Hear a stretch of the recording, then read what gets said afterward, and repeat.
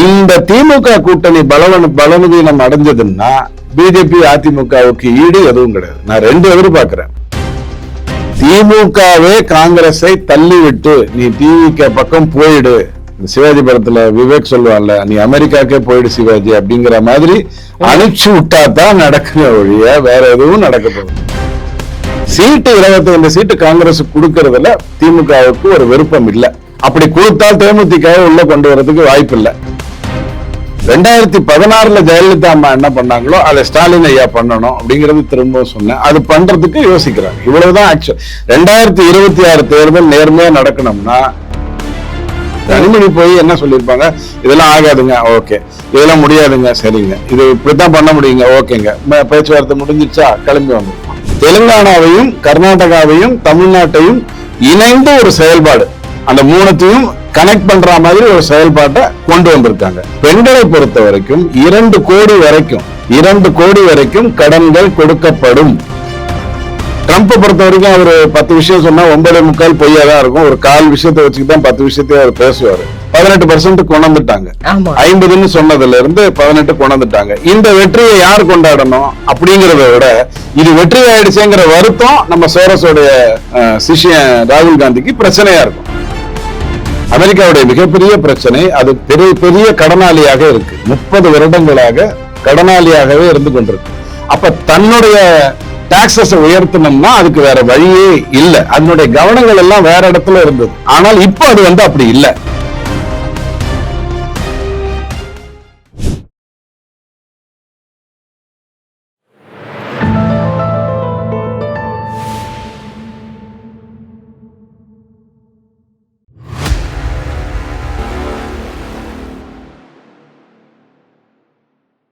தாமரை TV நேயர்களுக்கு அன்பான வணக்கம். இன்று நேர்காணலில் சிறப்பு விருந்தினர் அரசியல் விமர்சகர் துக்ளக் வாசகர் ரவி டிடிஎஸ் அவர்கள் நம்ம இருந்திருக்கிறார். சார் வணக்கம். வணக்கம். இன்னைக்கு அரசியல் களம் ரொம்ப சூடு பிடிக்க போகுது அப்படின்னு சொல்லிட்டு நேற்றைய தினம் ஒரு பேச்சு இருந்தது. என்ன காரணம் அப்படின்னா, காரைக்குடிக்கு அண்ணாமலை அவர்கள் தொகுதி பொறுப்பாளராக நியமிக்கப்பட்டிருக்கிறார் அப்படின்னு.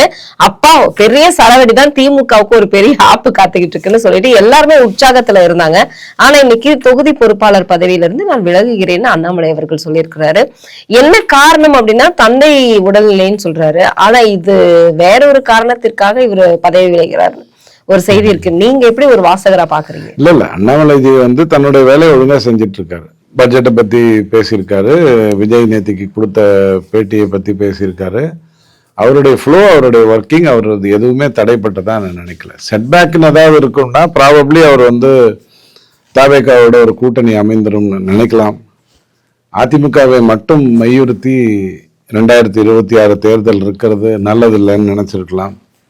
அல்லது அவர் 234 தொகுதியிலையும் இத்தனை தொகுதி பார்த்துக்கணுங்கிற அளவுக்கு பண்ண வேண்டியதில்லை. அதுக்கு எத்தனையோ பேர் இருக்காங்க பிஜேபியில், சூப்பர்வைஸ் பண்ணுறேன் அப்படிங்கிற அடிப்படையில் இருந்திருக்கலாம். இது ஒரு வேலையாக, அதாவது அந்த தொகுதிக்குள்ளே போய் பூத் ஸ்லிப்பை வெரிஃபை பண்ணி அதை கரெக்டாக இருக்கான்னு பார்த்து, ஓட்டு போடுறவங்க பேரெல்லாம் அதில் இருக்கான்னு பார்த்து அந்த வேலையை செய்வதற்கு அண்ணாமலை அப்படிங்கிறவர் உட்கார்ந்து பண்ணணுங்கிற அவசியம் இல்லை. எதுவாக இருந்தாலும் இப்போ நயனார் நாகேந்திரன் பொறுப்பில் இருந்தாலும் அவர் யாரோ வைத்து செய்யற வேலை மேற்பார்வைதான். ஏன்னா எல்லாரும் அனுபவஸ்தர்கள் அப்படிங்கிற அடிப்படையில பார்க்கலாம். பட் எனக்கு தெரிஞ்சு ஒரு சின்ன செட்பேக்கா ஒன்னா நாத்தாக்கா கூட்டணிக்குள்ள வருவதற்கான ஏற்பாடுகள் நடந்திருக்கணும்னு நினைச்சிருக்கலாம்.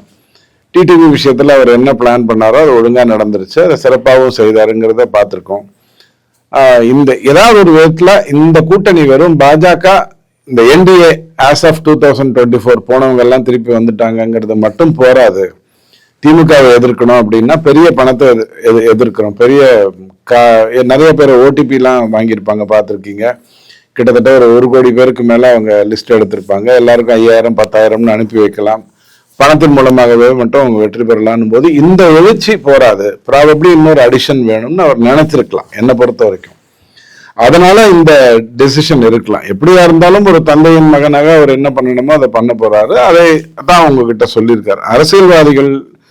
அரசியல்வாதியா இன்னும் அண்ணாமலை ஃபுல்லா ஆகல. அவரிடம் இன்னும் உண்மை இருக்கு, நேர்மை இருக்கு, டக்குன்னு பதில் சொல்றாரு, கேள்விகளை தவிர்ப்பதில்லை.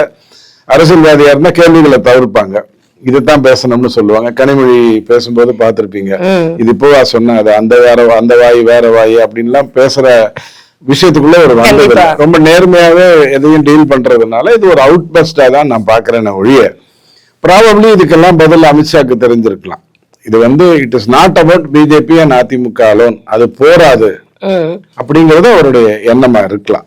பெரிய பிளான்ஸ் இருந்திருக்கு. இப்ப நாத்தாக்கா வந்தா கிட்டத்தட்ட 8% சேர்ந்துருச்சுன்னா 20 + 18 + 8 இவங்கெல்லாம் சேர்ந்து ஒரு 2 அப்படின்னும் போது அது கிட்டத்தட்ட பெரிய சதவிகிதமா இருக்கும். அதை வைத்துதான் திமுக எதிர்க்க முடியும் அப்படிங்கிற அடிப்படை தான் என்ன பண்ணும். ஆனா அவர் சொல்றதுல வந்து நான் பிரச்சாரம் செய்யறேன் அப்படின்னு சொல்றாரு. அதுதான் டெய்லி பண்ணிட்டு இருக்காரு. அவர் பண்ணிட்டு தான் சார் இருக்காரு. ஆனா வந்து பிரச்சாரம் செய்வதில் இந்த தொகுதி பொறுப்பாளர் அப்படிங்கறது வந்து ஒண்ணு அவருக்கு அது பெரிய விஷயம் இல்லையா?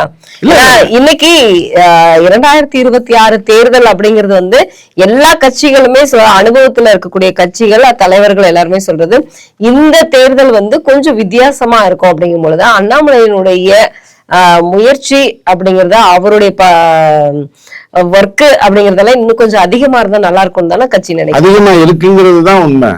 அதிகமா இருக்குங்கிறது தொகுதிக்கு போனாலே இன்னும் கொஞ்சம் பூஸ்டப் ஆகும் அப்படிங்கிறது அவர்கிட்ட இருக்கிறது ஒரு ஒன்லைன். தமிழ்நாட்டுல தீய சக்தி திமுக அகற்றப்பட வேண்டும். அதுக்கு என்னென்னலாம் பண்ணணும்னு அவருக்கு ஒரு ஸ்ட்ராட்டஜி இருக்கு. 2019 அவர் களத்துல இல்ல, 21 இருந்து அவர் களத்துல இருக்காரு. 19 யாரெல்லாம் என்டிஏல இருக்காங்களோ அவங்கள தேமுதிகவை தவிர மற்றவங்க எல்லாம் வந்தாச்சு. டிடிவி 19லயும் இல்லை, 21லயும் இல்லை, 24 வந்தது அண்ணாமலை தான் காரணம். வந்தாரு, திருப்பி அவங்க வந்து சேர்ந்துட்டாங்க. சோ அவருடைய வேலை என்னவோ அதை பண்ணி முடிச்சுட்டாரு. ஆனால் இது 10வது அப்படிங்கறது வந்து அவர் 2 விதமா ஏற்கனவே சொல்லியிருக்காரு. ஒரு ஆகஸ்ட்ல ஒரு பேட்டி எடுத்த போது கூட ஒரு கருத்து சொன்னாரு. இப்ப இருக்கிற சூழ்நிலையில திமுகவுக்கு எதிரான ஆன்டி இன்கம்பன்சி பெருசா இருக்குன்னு நான் நினைக்கல அப்படின்னு ஒரு கருத்தை சொன்னார். உடனே நிறைய பேர் அதுக்கு எதிர்ப்பு தெரிவிச்சாங்க. அவர் ஆன்சர் ரொம்ப பொறுப்பா பண்ணாரு. இன்னைக்கு அட் திஸ் ஜங்க்சர் இந்த சூழ்நிலையில் அது அப்படி இல்லை அப்படின்னாரு. அது ஒரு வேலை எக்ஸ்டெண்ட் ஆயிட்டு இருக்குன்னு நினைக்கலாம். அதுக்கு யாரோ தடையா இருக்கலாம் நிறைய பேருக்கு. அதாவதுங்க பிஜேபியில ஒரு பெரிய பிரச்சனை என்னன்னா ரொம்ப நல்லவர்கள் தான் இருக்காங்க. நல்லவங்களை வச்சுக்கிட்டு நீங்க பேங்க் எல்லாம் கொள்ளையடிக்க முடியாது. நல்லவங்களை வச்சுக்கிட்டு நீங்க கப்பல் எல்லாம் கவுக்க முடியாது. திமுகங்கிற ஒரு ராட்சசனை தூக்கி போட்டு மிதிக்கணும் அப்படின்னு சொன்னா நல்லவர்களை வைத்துக்கொண்டு செய்ய முடியாது. அப்ப இதுல நிறைய கரங்கள் இணைய வேண்டும். அந்த கரங்கள் இணைவது இன்னும் 10லன்னு அவர் நினைச்சிருக்கலாம் என்ன பொறுத்த வரைக்கும். சோ இதுல பின்னாடி ஒரு விஷயம் இருக்கு. அது வந்து என்னவோ நான் அரசியலில் இருந்து விலகிறேன் நீங்க பாத்துக்கோங்கன்னு சொல்ற மாதிரியான ஒரு விஷயம் இல்ல. அதை மட்டும் நான் நல்லா ஸ்ட்ராங்கா சொல்ல முடியும். இன்னைக்கு வந்து காங்கிரஸ் திமுக அப்படிங்கிற 2 கட்சியுமே வந்து கனிமொழி பேசினாங்க. ஏற்கனவே ஒரு தடவை போயிட்டு வந்தாங்க. நீங்க சொன்னீங்க எவ்வளவு பணம் வந்து திமுக செலவு பண்ண போகுது அப்படிங்கறதெல்லாம் சொன்னீங்க. லாஸ்ட் வீக்கும் போயிட்டு வந்தாங்க. பேச்சுவார்த்தை இன்னும் சரியா பேச்சுவார்த்தை எல்லாம் ஒழுங்கா நடந்தது. கனிமொழி போய் என்ன பண்ணிருப்பாங்க, இதை பாருங்க உங்களுடைய நிலைமை ரொம்ப மோசமா இருக்குது, எங்க நிலைமை அதை விட மோசமா இருக்குது, நானும் நீங்களும் சேர்ந்துட்டு உங்களுக்கு 25 தொகுதி எல்லாம் கொடுக்க முடியாது, 15 தொகுதி தான் கொடுக்க முடியும். ராகுல் காந்தி எல்லாத்துக்கும் ஓகே ஓகேன்னு தான். அதுக்கு அவரால் வேற என்ன பேச முடியும்? அவர் வந்து இல்ல எனக்கு 40 சீட்டு கொடுக்கணும், அதிகார பகிர்வு கொடுக்கணும் அப்படின்லாம் கேட்கறதுக்கு வாய்ப்பு இருக்கா? அந்த நல்ல விஷயத்த அவரு 5 மாநில தேர்தலில் பண்ணாரா? 2023 5 மாநில தேர்தல் நடந்தது. அதுக்கு முன்னாடியே இந்தி கூட்டணி வந்துருச்சு இல்ல. அப்பவே அவர் என்ன பண்ணியிருந்திருக்கணும்? இன்னைக்கு திமுக கிட்ட வந்து நீங்க ஆட்சியில் பங்குன்னு கேக்குறீங்கன்னா அன்னைக்கு மத்திய பிரதேஷ்லயும் ராஜஸ்தான்லயும் சத்தீஸ்கர்லயும் இவங்களை கொண்டு வந்திருக்கணுமா வேண்டாமா? அதாவது யாதவ்களை கொண்டு வந்திருக்கணுமா வேண்டாமா? எஸ்பி சமாஜ்வாதி பார்ட்டியை கொண்டு வந்திருக்கணுமா வேண்டாமா? கொண்டு வரலையே. இந்தி கூட்டணிக்கும் அந்த 5 மாநில தேர்தலுக்கும் சம்பந்தம் இல்லாம நடத்திதானே ஊத்தி மூடினாரு. அப்ப அவர் எப்படி கேட்பாரு? யார் தானாகவே செய்யலையோ அது அடுத்தவங்கிட்ட எப்படி கேட்பாரு? சோ கனிமொழி போய் என்ன சொல்லியிருப்பாங்க, இதெல்லாம் ஆகாதுங்க, ஓகே, இதெல்லாம் முடியாதுங்க, சரிங்க, இது இப்படித்தான் பண்ண முடியுங்க, ஓகேங்க, பேச்சுவார்த்தை முடிஞ்சிருச்சா, கிளம்பி வந்திருப்பான். இவ்வளவுதான் நடந்திருக்கும். சம்மேஷன் ஆஃப் ஃபேக்ட்ஸ் தான் கனிமொழி போய் சொல்லியிருப்பாங்களே ஒழிய வேற எதுவும் அவங்க பேச்சுவார்த்தை எல்லாம். நேற்றைய தினம் காங்கிரஸ் அவங்களுடைய ஆலோசனை கூட்டத்துல சிவடங்கர் பேசியதாகட்டும், பிரவீன் சக்கரவர்த்தி, செல்வ பெருந்தகை எல்லாமே பேசியதாகட்டும், அவங்க பிரஸ் மீட் கொடுத்தது கூட வந்து 35 தொகுதிகள் கேட்டிருக்கோம். இப்போ அவங்க அடுத்தது ஆட்சியில அமையணும் அப்படின்னா, திமுக உட்காரணும் அப்படின்னா கண்டிப்பா நாங்க கேட்ட நிபந்தனைகளுக்கு, நாங்க சொல்லியிருக்கக்கூடிய நிபந்தனைகளுக்கு கண்டிப்பா கட்டுப்பட்டு தான் ஆகணும் அப்படிங்கிற மாதிரியான ஒரு செய்தியும் அவங்க சொல்லி இருந்தாங்க. இது தகவல் கிடையாது, உண்மையாவே அவங்க சொல்ல. அதுக்கப்புறம் இதுக்கு வேணுகோபால் வர போறாரு. அவர் வந்து இந்த கையெழுத்து போட போறாரா? எல்லாம் முடிஞ்சிருச்சு, கையெழுத்து போடுறதுக்காக வர போறாரு? அதெல்லாம் ஒண்ணும் கிடையாது. இது வந்து திமுகவே காங்கிரஸை தள்ளி விட்டு நீ டிவிக்கு பக்கம் போயிடு இந்த சிவாஜி படத்துல விவேக் சொல்லுவான்ல, நீ அமெரிக்காக்கே போயிடு சிவாஜி அப்படிங்கிற மாதிரி அனுப்பிச்சு விட்டா தான் நடக்குற ஒழிய வேற எதுவும் நடக்க போகுது. ஆனா நீங்க சொல்றது மாதிரி வந்து இப்போ திமுக அனுப்பி விடுமா அப்படின்னா, நான் ஏற்கனவே ஒரு தடவை உதயநிதி ஒரு 4 மாதங்களுக்கு முன்னாடி சொல்லும் பொழுது வந்து கை எங்களை கழுவாது, கை எங்களை விட்டு போகாது அப்படின்னு சொன்னாரு. ஆனா இன்னைக்கு இருக்கக்கூடிய நிலைப்பாடு வந்து காங்கிரசும் திமுகவும் வந்து ரெண்டு வந்து சண்டை போட்டுக்கிற மாதிரி தானே இருக்கு. நான் கொடுக்கறத நீ வாங்கிக்கணும் அப்படின்னு இவங்க முடியாதுன்னு வந்து ஒரே பிடிவாதமா நிக்கிறாங்க. இன்னொரு மூத்த தலைவர்கள் கண்டிப்பா அது இல்லைன்னா நம்ம அந்த பக்கம் போயிடலாம் அப்படிங்கிற மாதிரியான ஒரு நிலைப்பாடு இருக்கு. இது என்னதான் முடிவு எடுக்கும்? ஏன்னா இப்ப வரைக்குமே வந்து சின்னதா பண்ணாரு. நாம தாவேகா பக்கம் போக வேண்டுமா, நாம அதிமுக பக்கம் போக வேண்டுமான்னு சின்னதா பண்ணதை காங்கிரஸ் கொஞ்சம் பெருசா பண்ண போகுது. தாவேகா பக்கம் போகணுங்கிற எண்ணம் காங்கிரஸ்ல கீழே இருக்கிறவங்களுக்கு இருக்கலாம், தாவேகால இருக்கிறவங்களுக்கு கூட அந்த எண்ணம் இருக்கலாம். பட் மேல இருக்கிறவங்களுக்கு அந்த எண்ணம் ஏன் வரலன்னா, திமுக படியளந்தாதான் காங்கிரஸ் ஹெட் குவார்டர்ஸ்க்கே பணம் இருக்கு. நான் பலமுறை சொல்லியிருக்கேன், காங்கிரஸ் ஹெட் குவார்டர்ஸ்க்கு பணம் கொடுக்கறது யாரு, யாரால கொடுக்க முடியும்? 3 மாநிலத்துல தான் இருக்காங்க. இமாச்சல் பிரதேஷ்ல கொடுக்க முடியாது. தெலுங்கானால ரேவந்த் ரெட்டி ரொம்ப உஷாரு. இங்க கர்நாடகால சிவகுமார் அதோட பெரிய உஷாரு. இவங்க யாரும் பணம் கொடுக்கறது இல்லை, இவங்க சாப்பிடுறதுக்கே சரியா இருக்குது. அப்ப திமுகல இருந்தா பணம் போகுது, அப்புறம் எப்படி அப்போஸ் பண்ணிட்டு வந்துருவாங்க. திமுகவே காங்கிரஸ நீங்க கிளம்பி போங்க, உங்க 25 சீட் எனக்கு தேவை, தேமுதிக கொடுக்கணும், பாமக அப்பா கட்சிக்கு கொடுக்கணும், கொஞ்சம் திருமாவளவனுக்கு கொடுக்கணும், கொஞ்சம் கம்யூனிஸ்டுக்கு கொடுக்கணுங்கிற அளவுல யோசிச்சு திட்டம் கொடுத்தால் மட்டும்தான் காங்கிரஸ் திமுக விட்டு வெளில வர்றதுக்கு வாய்ப்பு இருக்கு. காங்கிரஸுக்கு தன்னுடைய பலம் தெரியல, அவ்வளவுதான் அதனுடைய பெரிய பிரச்சனை. அதனுடைய பலம் அதுக்கு தெரியல. திமுக தள்ளி விடுன்னு நீங்க சொல்றீங்களா? தள்ளி விடுங்கிறதுல ஸ்டாலினுக்கு இருக்கிற பயம் என்ன அப்படின்னு கேட்டா, இப்ப போயிட்டு திருப்பி வராம விட்டாங்கன்னா என்ன பண்றது? ஏன்னா 2029 பல்லக்கு தூக்குறதுக்கு யாரு வருவாங்க? யாரை பிரதமர்னு சொல்லி திமுக போட்டிடும் 2029? காங்கிரஸ் கூட்டணியில இல்ல. விஜய் ஏதோ ஒரு இம்பாக்ட கிரியேட் பண்ணிட்டார், சட்டசபைக்குள்ள போகல, குறைஞ்சபட்சம் ஏதோ ஒரு வாக்க காட்டிட்டாருன்னு வச்சுக்கோங்க, காங்கிரஸை அனுப்பிச்சு விட்டீங்கன்னு வச்சுக்கோங்க. அப்புறம் துண்டு கீழே கொண்டு எடுத்து கொடுக்கறதுக்கு ஆள் வேணும்ல. அப்ப அதை யோசிப்பாரா மாட்டாரா? ஸ்டாலின் அந்த யோசனை வரும். அதனால அவர் தான் தயங்குறாரு. நான் இதை வந்து 1 வருடமா சொல்லிட்டு இருக்கேன். 2006 கருணாநிதி ஐயா என்ன பண்ணாரோ அதை எடப்பாடி பண்ணணும். 130 சீட்டுக்குள்ள தன்னை சுருக்கிக்கிட்டு பேச்சுவார்த்தையை தொடங்கணும்னு அதை அவர் பண்ணல. அது அண்ணாமலை பேச்சுல ரிஃப்ளெக்ட் ஆகுது. 2016 ஜெயலலிதா அம்மா என்ன பண்ணாங்களோ அதை ஸ்டாலின் ஐயா பண்ணணும் அப்படிங்கறது திரும்ப சொன்னேன். அது பண்றதுக்கு யோசிக்கிறாங்க. இவ்வளவுதான் ஆக்சுவல். 2026 தேர்தல் நேர்மையா நடக்கணும்னா 2006 கருணாநிதி ஐயா பண்ணதை எடப்பாடி ஐயா பண்ணணும். அப்படி இல்லைன்னா சதசதம் தான் இருக்கும். ஆனால் 38% வாக்கு உண்மை, அதுல எந்த மாற்று கருத்தும் இல்ல. விஜய் திமுகவுடைய ஆதரவு வாக்கு தான் எடுக்க போறாருங்கிறதுல எந்த மாற்று கருத்தும் எனக்கு இல்ல.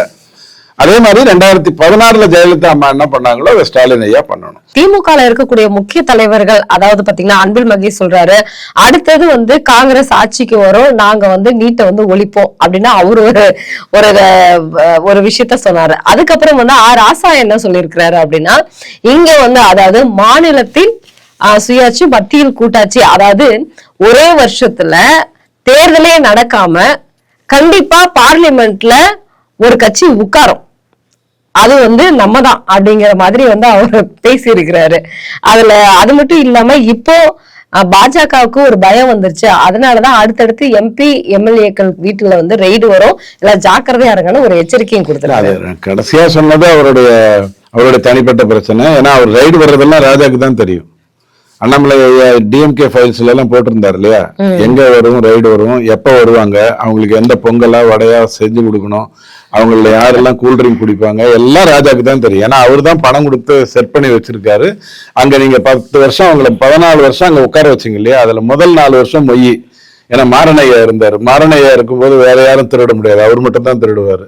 ஆனால் மாரணையா போனதுக்கு அப்புறம் இந்த ஆராசாக்கு என்னென்னலாம் பண்ண முடியுமோ அது எல்லாத்தையும் அவர் பண்ணிக்கிட்டு தான் இருந்தார், அதுல ஒன்றும் மாற்று கருத்து இல்லை. ஆனா முதல்ல ஒண்ணு சொன்னீங்க இல்லையா, மாநிலத்தில் சுயாட்சி மத்தியில் கூட்டாட்சி, அதுக்கு அர்த்தம் உங்களுக்கு தெரியும். இங்க நாங்க மட்டும் கொள்ளடிப்போம், அங்க நாம எல்லாம் சேர்ந்து கொள்ளடிக்கலாம், அதுதான் மாநிலத்தில் சுயாட்சி, மண்ணாங்கட்டி அண்ட் ஆல் தோஸ் திங்ஸ். இது எல்லாத்தையும் புறந்தள்ளிருங்க, இதை பற்றி எல்லாம் பேசவே பேசாதீங்க. 2029 காங்கிரஸ் வேண்டும் அப்படிங்கிறது ஸ்டாலின் ஐயாவுக்கு இருக்கிற பயம். காங்கிரஸுக்கு என்னன்னா, கேரளால வந்து விஜயால சப்போர்ட் கிடைக்கும். தமிழ்நாட்டுல ஒரு 50-60 இடத்துல நாம நிப்போம். அது ஒரு பெரிய பலமாக இருக்கும். எத்தனையோ இடத்துல டெபாசிட் போனா கூட எப்படியாவது ஆளை தேடி கண்டுபிடிச்சு சீட்டு கொடுத்துடலாம். ஒரு 10 சீட்டு வெற்றி பெற்றா கூட அவங்களுடைய அபிப்பிராயம் 10 சீட்டு, ஏன்னா இவருக்கு 20 இருக்குன்னா இவங்களால 6 சேர்க்க முடியும். காங்கிரஸ் வெளில வந்தா கம்யூனிஸ்டும் வெளில வரும், கம்யூனிஸ்டும் வெளில வரும். சோ இதெல்லாம் எதிர்பார்த்து காங்கிரஸ் தன்னுடைய வேலையை செய்யுது. இந்த திமுக கூட்டணி பலவீனம் அடைஞ்சதுன்னா பிஜேபி அதிமுகவுக்கு ஈடு எதுவும் கிடையாது. நான் 2 எதிர்பார்க்கிறேன், சொல்ல போனா 3 எதிர்பார்க்கிறேன்.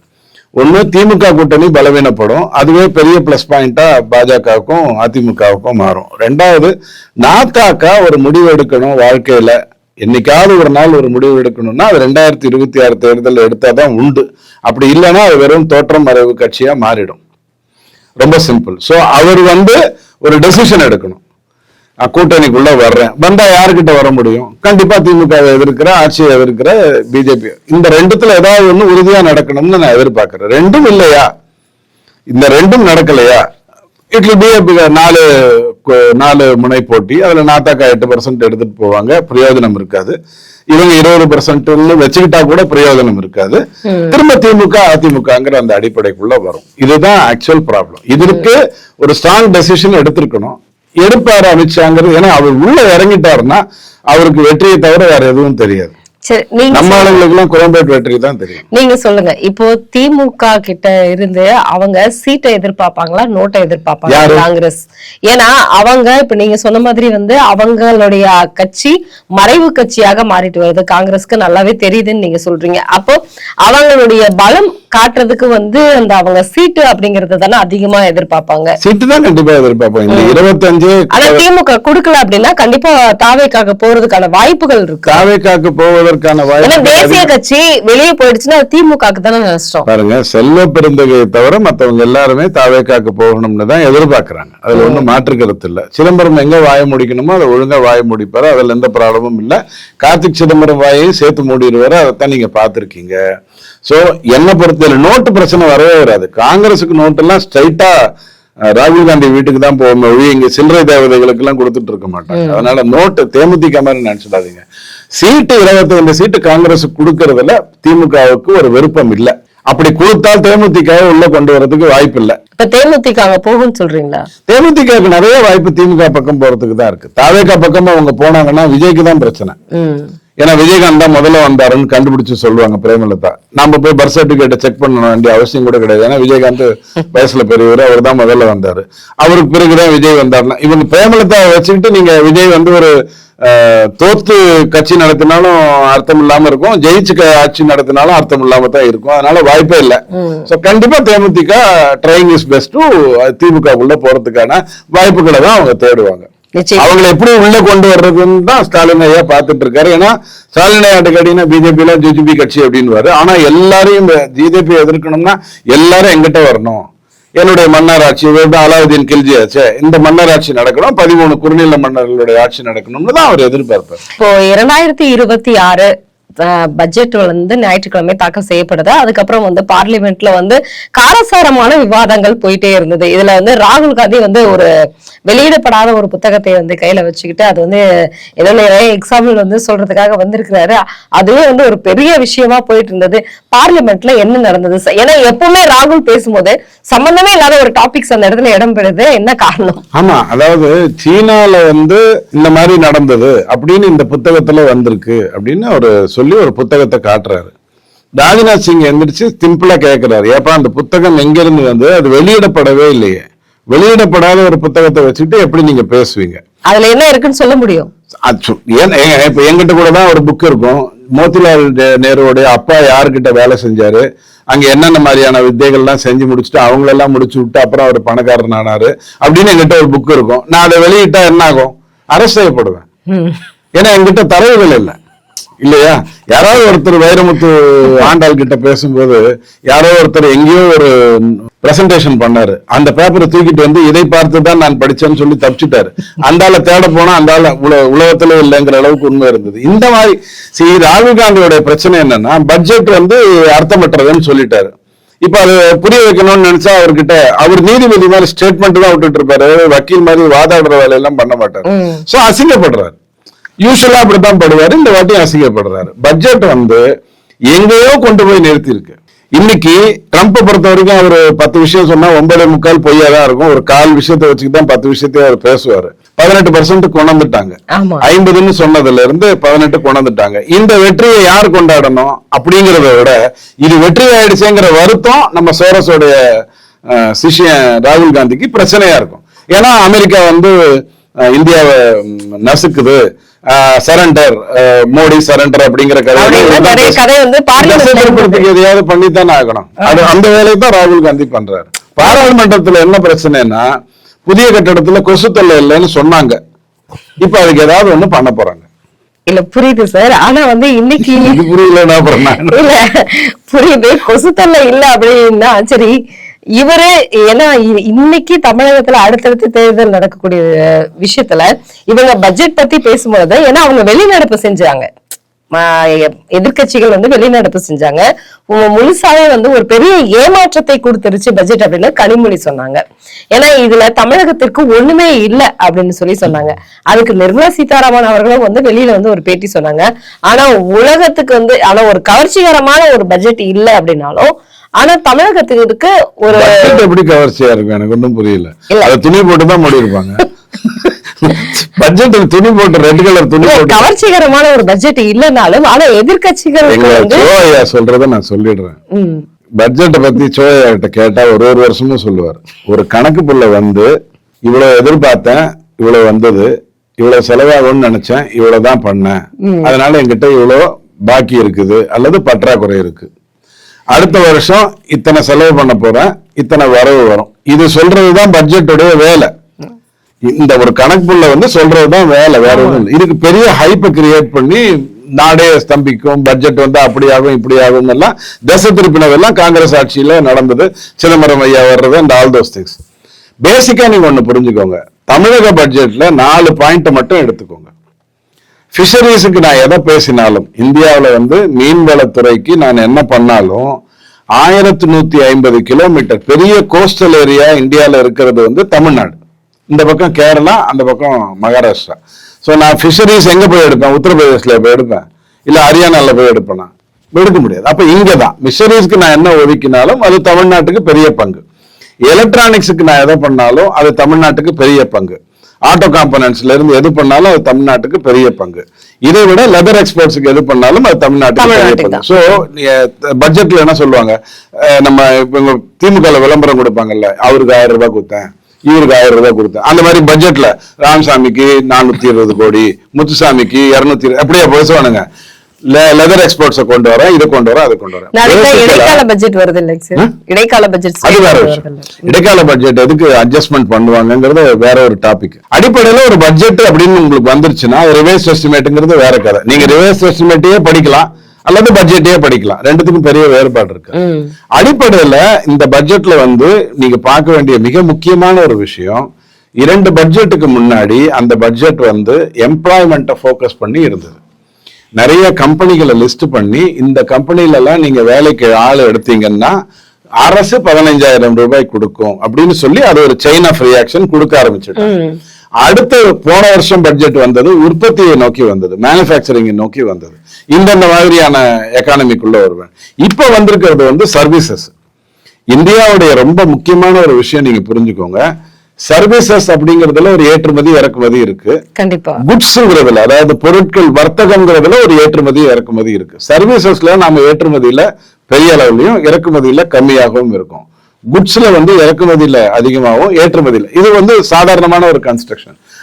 சொல்ல போனா கடந்த 11 வருடத்துக்கு முன்னாடி இந்தியா எதெல்லாம் ஏற்றுமதி பண்ணுச்சுன்னு நீங்க பாத்தீங்கன்னா டெக்ஸ்டைல் தான் முதல்ல இருந்தது. இன்னைக்கு டெக்ஸ்டைல் 4வது இடத்துக்கு வந்திருக்கிற அளவுக்கு மற்றதெல்லாம் மேல வந்திருக்கு. பெட்ரோலியம் கெமிக்கல், இந்த காம்போனன்ட்ஸ், இந்த அந்த விஷயத்துக்குள்ள எல்லாம் உள்ள வந்திருக்கு. சோ அந்த அளவுக்கு முன்னேற்றத்தை நோக்கி நம்ம போயிட்டு இருக்கோம்ங்கிறத தான் நீங்க அடிப்படையில புரிந்து கொள்ளணும். தமிழ்நாட்டுக்கு வந்து இதோட அடுத்தது என்ன பண்ணிருக்காங்கன்னா, தெலுங்கானாவையும் கர்நாடகாவையும் தமிழ்நாட்டையும் இணைந்து ஒரு செயல்பாடு, அந்த 3த்தையும் கனெக்ட் பண்ற மாதிரி ஒரு செயல்பாட்டை கொண்டு வந்திருக்காங்க. பெண்களை பொறுத்த வரைக்கும் 2 கோடி வரைக்கும் 2 கோடி வரைக்கும் கடன்கள் கொடுக்கப்படும் சொல்லியிருக்காங்க. வாஜ்பாய் ஐயா கொண்டு வந்ததுதான் சுய குழு, அதாவது பெண்களுக்கான சுய உதவி குழுங்கிறது வாஜ்பாய் ஐயா தான் கொண்டு வந்தாரு. அதுக்கப்புறம் நம்ம ஆளுங்க அதை பெருசா எடுத்துட்டு வந்து இங்க அதுக்கான வேலையெல்லாம் நடந்துட்டு இருக்கு. இந்த சுய உதவி குழுக்கள் மூலமாகவே ஷீன் ஒரு கான்செப்ட், அது வந்து மார்க்ஸ் ரெடி பண்றதுக்கான கான்செப்ட் ஒண்ணு கொடுத்துட்டு சின்ன சின்னதா எம்எஸ்எம்இ இதை எல்லாத்தையும் எடுத்து போக்கஸ் பண்ணிருக்காங்க. அதாவது அனிமேஷன்ல நாம என்ன பண்ணணும், அதே மாதிரி காம்பனன்ட்ஸ்ல நாம என்ன பண்ணணும்னு சின்ன சின்னதாக அதை பெருசா பேசியிருக்காங்க. ஏன்னா நாம வந்து எங்க போறோம்னா, இந்த பட்ஜெட் 2026-27க்கான பட்ஜெட் இல்ல. போன வருஷம் 2025-26க்கான பட்ஜெட் இல்ல. அடுத்த 24 வருடத்திற்கான பட்ஜெட்டை அவங்க போக்கஸ் பண்ணியிருக்காங்க. ஏன்னா பிஜேபியில வந்து பர்த் சர்டிபிகேட் வச்சுட்டு ஒருத்தர் பிரதமர் ஆயிட முடியாது, ரொம்ப சிம்பிள். சோ அடுத்த 24 வருஷத்துக்கு இந்தியா எங்கெங்கெல்லாம் போனா இப்படி வரும் அப்படிங்கிற பச்சையா சொன்னா, ஒரு குழந்தை பிறந்த உடனே ஒரு அப்பாவுக்கும் அம்மாவுக்கும் அன்னைக்கு ராத்திரி இந்த குழந்தையை எப்படி எல்லாம் கொண்டு வரணும் அப்படிங்கிற ஒரு கனவு எப்படி திட்டம் வருமோ அதை அவங்க அழகா செயல்படுத்திக்கிட்டு வர்றாங்க. சோ இவ்வளவு பெரிய விஷயத்த ஏமாற்றம் தந்ததுன்னு பார்த்தா நான் என்ன சொல்றது, கனிமொழி கிட்ட நீங்க வேற என்ன எதிர்பார்க்க முடியும்? நிச்சயமா இல்லையா? சோ இதெல்லாம் புறம்பெல்லிட்டு நீங்க பார்க்கணுங்கிறத நான் கேட்டுப்பேன். தாரிஃப் விஷயத்துல அமெரிக்கா வந்து இன்னைக்கு வந்து சரண்டர் ஆயிடல, நல்லா புரிஞ்சுக்கோங்க. அமெரிக்காவுடைய கெத்து எப்போதுமே அதனுடைய இதுதான். அமெரிக்காவுடைய மிகப்பெரிய பிரச்சனை, அது பெரிய பெரிய கடனாளியாக இருக்கு. 30 வருடங்களாக கடனாளியாகவே இருந்து கொண்டிருக்கு. அப்ப தன்னுடைய டாக்ஸஸ் உயர்த்தணும்னா அதுக்கு வேற வழியே இல்ல. அதனுடைய கவனங்கள் எல்லாம் வேற இடத்துல இருந்தது. ஆனால் இப்போ அது வந்து அப்படி இல்ல. இட் ஹஸ் கான் டு என்னுடைய கடன்ல இருந்து நான் வெளில வரணுங்கிற பொசிஷன்ல அது இருக்கு.